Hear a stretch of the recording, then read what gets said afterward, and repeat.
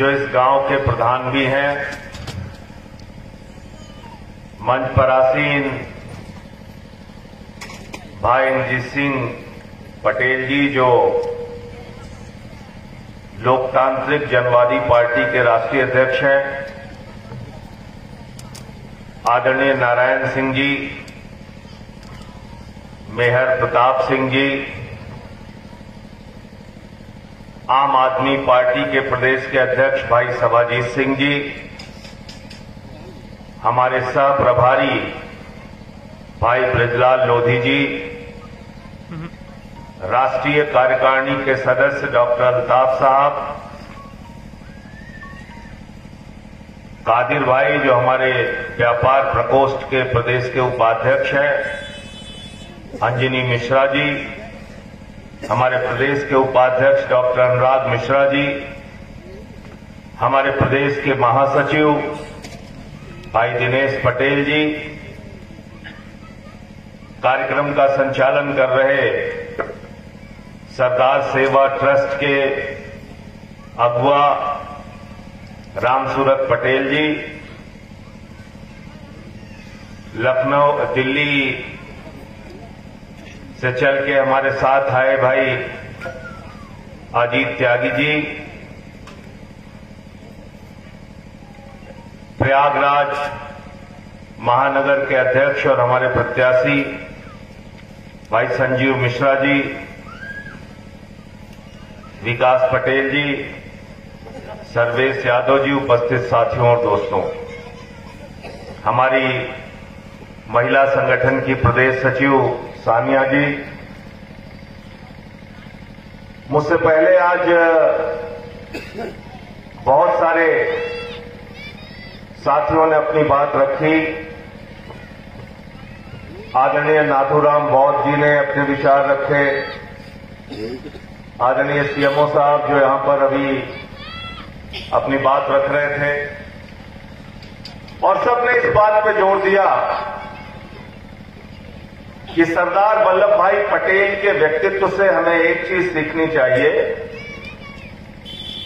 कि हिंदुस्तान को बांटने की जो कोशिश करेगा, हिंदुस्तान में नफरत फैलाने की जो कोशिश करेगा, हिंदुस्तान को जाति और धर्म के नाम पर तोड़ने की जो कोशिश करेगा, हम उसके खिलाफ एकजुट होकर लड़ेंगे। इस बात में सबकी सहमति निकल कर आई। मैं इसका स्वागत करता हूं, अभिनंदन करता हूं, और मैं भी पूरा भरोसा इस बात पे करता हूं कि ये देश न मोदी के फरमान से चलेगा, न योगी के फरमान से चलेगा। ये देश अगर चलेगा तो बाबा साहब डॉक्टर भीमराव अंबेडकर के संविधान से चलेगा। सरदार वल्लभ भाई पटेल के विचारों से चलेगा। और वो विचार क्या कहता है? वो विचार कहता है अखंड भारत, यानी 130 करोड़ हिंदुस्तानी जिसमें रहते हैं, उसमें दलित समाज के लोग भी हैं, उसमें आदिवासी समाज के लोग भी हैं, उसमें पिछड़े समाज के लोग भी हैं, उसमें मुस्लिम समाज के लोग भी हैं, उसमें सिख समाज के लोग भी हैं, उसमें ईसाई समाज के लोग भी हैं, उसमें बौद्ध समाज के लोग भी हैं, उसमें सवर्ण भी हैं, अगड़ा पिछड़ा दलित सवर्ण 130 करोड़ हिंदुस्तानियों का हिंदुस्तान हम चाहते हैं। और संविधान के मुताबिक क्या, हमारे देश के संविधान से कोई खिलवाड़ हमें बर्दाश्त नहीं। जातियों के नाम पर भेद, धर्म के नाम पर भेद, समाज में ऐसी भेदभाव की परंपरा कि जाति विशेष के लोगों को मंदिर में प्रवेश से वर्जना, इससे हिंदुस्तान आगे नहीं बढ़ेगा। और इस विचारधारा से कोई धर्म भी आगे नहीं बढ़ेगा। याद रखना, अगर धर्म को आगे बढ़ाना है तो समावेशी होकर चलना, एकजुट होकर चलना पड़ेगा, एक साथ होकर चलना पड़ेगा। और मैंने तो सवाल उठाया था, मेरी बड़ी आलोचना की भारतीय जनता पार्टी के लोगों ने, मुझे बहुत भला बुरा कहा, मुझे इसकी चिंता नहीं होती, क्योंकि मेरा अपना यह मानना है कि अगर सच बोलने के कारण आपका सगा संबंधी भी आपके खिलाफ हो जाए तो उसको बर्दाश्त कर लेना, लेकिन सच बोलने से पीछे न हटना। प्रभु श्री राम के मंदिर का भूमि पूजन का कार्यक्रम हुआ। उसमें उत्तर प्रदेश के मुख्यमंत्री गए आदित्यनाथ जी, उनके साथ उत्तर प्रदेश के राज्यपाल गए, देश के प्रधानमंत्री नरेंद्र मोदी जी गए, लेकिन उनके साथ देश के राष्ट्रपति नहीं गए। तो मैंने ये सवाल उठाया था कि आपने दलित समाज के इस अनुसूचित जाति के व्यक्ति को देश का राष्ट्रपति तो बना दिया, लेकिन आपकी विचारधारा नहीं बदली। भूमि पूजन में, मंदिर के पूजन में आपने देश के राष्ट्रपति को शामिल क्यों नहीं किया? ये सवाल मैंने खड़ा किया था। और मैं मानता हूं कि जब तक हिंदुस्तान के अंदर जन्मना भेद की व्यवस्था रहेगी, देश कभी तरक्की नहीं कर सकता। याद रखना, जन्म के आधार पर भेद नहीं होना चाहिए। कौन किसके घर में पैदा हुआ ये हमारे बस में नहीं, कौन किसका बेटा है ये हमारे बस में नहीं। और अभी देश के तिरंगे झंडे की 24 तीलियों के गुण वो छोटा सा बच्चा प्रिंस यादव हमें यहां पर सिखा रहा था। अगर देश के प्रधानमंत्री नरेंद्र मोदी इस प्रिंस यादव की विचार को, इसकी बातों को सुन लेते तो मुझे लगता है उसको शर्म आनी चाहिए। कैसे देश को आप बनाना चाह रहे हैं? एक थे सरदार वल्लभ भाई पटेल गुजरात से, जिन्होंने 565 रियासतों को मिलाने का काम किया।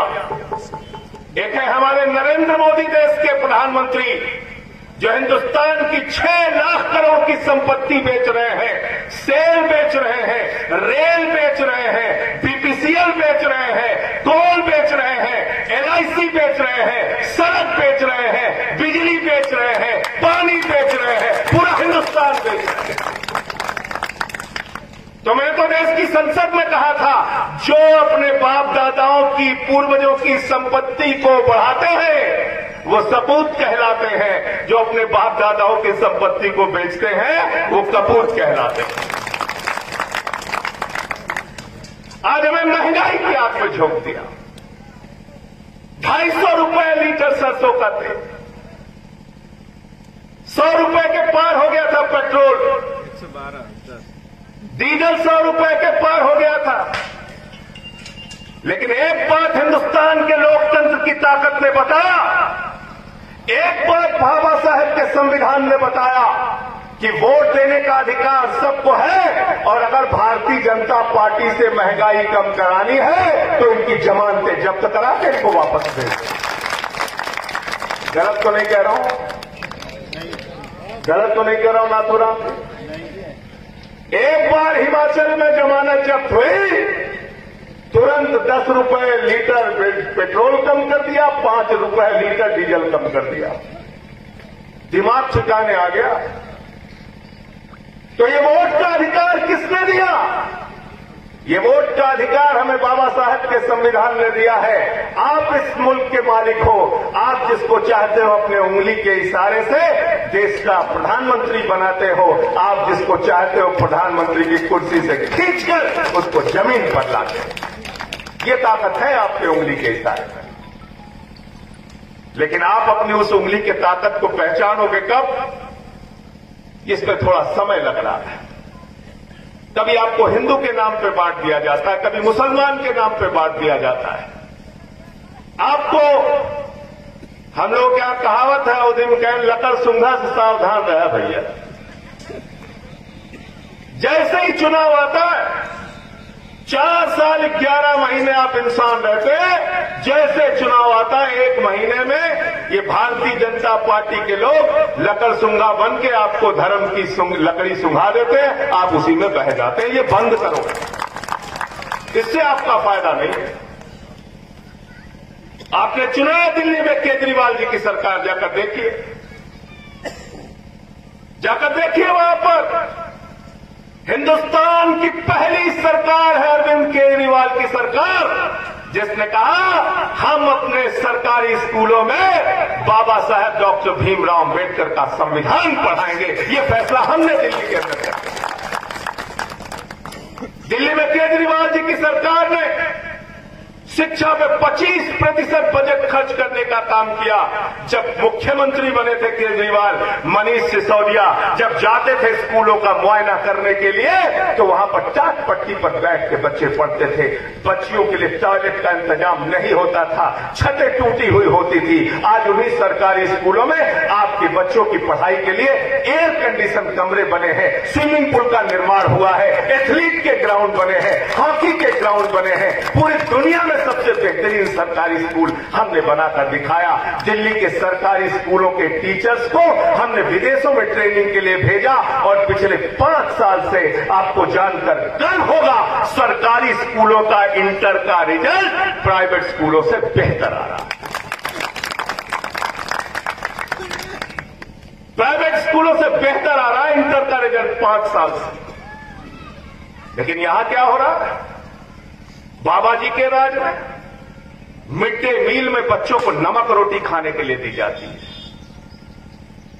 कस्तूरबा गांधी में जहां वंचित समाज की बच्चियां पढ़ती हैं, उस कस्तूरबा गांधी स्कूल में कोरोना के समय में स्कूल बंद था।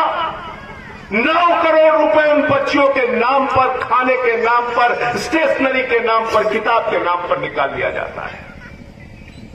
कोरोना के समय में जब आपकी जान जा रही थी, आदित्यनाथ की सरकार 800 का ऑक्सीमीटर 5,000 में खरीद रही थी, 1,600 का थर्मोमीटर 13,000 में खरीद रही थी, 12,000 का ऑक्सीजन सिलेंडर 55,000 में खरीद रही थी। इसी प्रयागराज के घाट पर हजारों लाशें सड़ गई और जो लोग शमशान में अपने परिवार वालों की लाशें जलाने के लिए जाते थे, उनसे 20-20 हजार रुपए लकड़ियों के मांगे जाते थे। शमशान में दलाली खाई, शमशान में भ्रष्टाचार किया गया। बच्चों के नाम पर आने वाला वेंटिलेटर 8 लाख का 22 लाख में खरीदा गया। पर मैंने ये सारा मुद्दा उठा दिया तो बाबा जी नाराज हो गए। 17 मुकदमे लिख दिया मेरे ऊपर, 17 मुकदमे, राष्ट्रद्रोह लगा दिया। मैंने तो देश की संसद में कहा अपने सभापति जी से, अगर संजय सिंह राष्ट्रद्रोही है तो देश के संसद में क्या कर रहे हैं, मुझे उठा के जेल भेज दो, चाहे मेरा इनकाउंटर करवा दो, लेकिन सच बोलने से आदित्यनाथ नहीं 1000 आदित्यनाथ में रोक नहीं सकते। सच बोलना है, सच के लिए लड़ना है। हर चीज में इनको समस्या, क्या पहनोगे उससे समस्या, क्या खाओगे उससे समस्या, मंदिर में जाओगे उससे समस्या। मैंने तो कहा भाई आदित्यनाथ जी राम मंदिर के गेट के पर, कौन जाएगा कौन नहीं जाएगा वो तय करेंगे। आज ये हालत बना दी हिंदुस्तान की। इसलिए मैं आपसे कहना चाहता हूं, हमने एक सरकार चला के दिखाया दिल्ली में, जहां पर फ्री शिक्षा, फ्री इलाज, 200 यूनिट बिजली मुफ्त, 400 यूनिट बिजली आधे दाम पर, और हमारी माताओं बहनों के लिए बस की यात्रा पूरी तरीके से फ्री। अब भाजपाइयों को केजरीवाल जी की आलोचना के लिए कोई मुद्दा नहीं मिलता, आम आदमी पार्टी की आलोचना के लिए कोई मुद्दा नहीं मिलता, तो कहते हैं सब कुछ free free free free free free बांट रहे हैं। मैंने कहा भाई सांसद को फ्री बिजली मिल सकती है, विधायक को फ्री बिजली मिल सकती है, मंत्री को फ्री बिजली मिल सकती है, मुख्यमंत्री को फ्री बिजली मिल सकती है, प्रधानमंत्री को फ्री बिजली मिल सकती है, कैबिनेट मंत्री को फ्री बिजली मिल सकती है, सारे अधिकारियों को फ्री बिजली मिल सकती है। तो जनता के पैसे से जो इन बेईमानों को फ्री बिजली मिल रही है, तो जनता को फ्री बिजली क्यों नहीं मिल सकती? गलत तो नहीं कह रहा हूं, मिल सकती है कि नहीं मिल सकती? मुझे दिल्ली में एक ऑटो वाला मिला है, उसने कहा केजरीवाल जी को धन्यवाद देना संजय जी। मैंने कहा किस बात के लिए? तो कहने लगा मेरी 2 बेटियां हैं, दिन भर ऑटो से कमा के जब घर जाता था तो अपना जेब देखता था कि 100 रुपए 50-50 रुपए दोनों बेटियों को कॉलेज जाने के लिए बस का किराया देना पड़ेगा। केजरीवाल जी ने बस का किराया मुफ्त किया है, उनको धन्यवाद देना मुझे चिंता नहीं। सरकार के पास पैसे हैं, सरकार के खजाने में पैसे की कमी नहीं है, लेकिन दुर्भाग्य है कि 75 साल से हमने ऐसी सरकारें बनाई, एक के बाद दूसरी सरकार, दूसरे के बाद तीसरी सरकार, मंत्रियों के भ्रष्टाचार की खबरें आ जाती हैं, लूट की खबरें आ जाती हैं। हमारे लिए योजनाएं जो आती हैं वो पैसा जमीन पर नहीं लगता, हमारे बच्चों को नमक रोटी खाने के लिए मिलती है। और वो इसलिए मिलती है कि जब चुनाव आता है तो नरेंद्र मोदी जी कहते हैं, योगी आदित्यनाथ जी कहते हैं, भाइयों और बहनों शमशान होना चाहिए कि नहीं होना चाहिए। कहते हैं कि नहीं कहते हैं? कहते हैं ना, कहते हैं।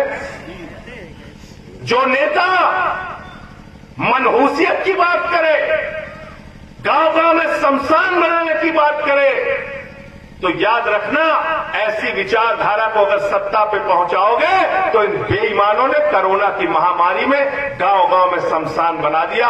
इनसे सावधान हो जाना, ये लोग गांव-गांव में शमशान बनाने वाले हैं। और हम आपसे कहना चाहते हैं, उस पार्टी के साथ आइए, उस विचारधारा के साथ आइए जो आपके लिए स्कूल बनाए, अस्पताल बनाए, सड़कें बनाए, आपको बिजली दे, आपको पानी दे, आपके जीवन में व्यवस्था दे, सुविधाएं दे। ऐसी विचारधारा के साथ जुड़िए। बाबा साहब डॉक्टर भीमराव अंबेडकर के संविधान में जिनका यकीन हो, ऐसी विचारधारा के साथ जुड़िए। ये शमशान बनाने वाली विचारधारा से हमारा आपका फायदा होने वाला नहीं। आज सरदार वल्लभ भाई पटेल की प्रतिमा का अनावरण इस गांव में हुआ। इस अनावरण के कार्यक्रम के बाद हम लोग चले जाएंगे, लेकिन जब अभी इंद्रजीत सिंह जी बोल रहे थे तो इनका बड़ा अध्ययन भी है, इन्होंने काफी भ्रमण भी किया है। सरदार वल्लभ भाई पटेल की प्रतिमा का अनावरण करके उस पर माला पहनाने मात्र से काम नहीं चलेगा। हमको आपको उनके विचारों को अपने जीवन में उतारना है, उनके आदर्शों पे चलना है, तब हमारी सच्ची श्रद्धांजलि सरदार वल्लभ भाई पटेल के प्रति होगी। गुजरात के मोदी, गुजरात के वल्लभ भाई पटेल, एक ने देश को जोड़ने का काम किया, दूसरा देश को बेचने का काम कर रहा है। फैसला आपको करना है, किसके साथ आपको जाना है। बहुत बहुत शुक्रिया, बहुत बहुत धन्यवाद, आपने मुझे यहां पर बुलाया, अपना विचार रखने का मौका दिया। इंकलाब जिंदाबाद, जय हिंद, जय संविधान।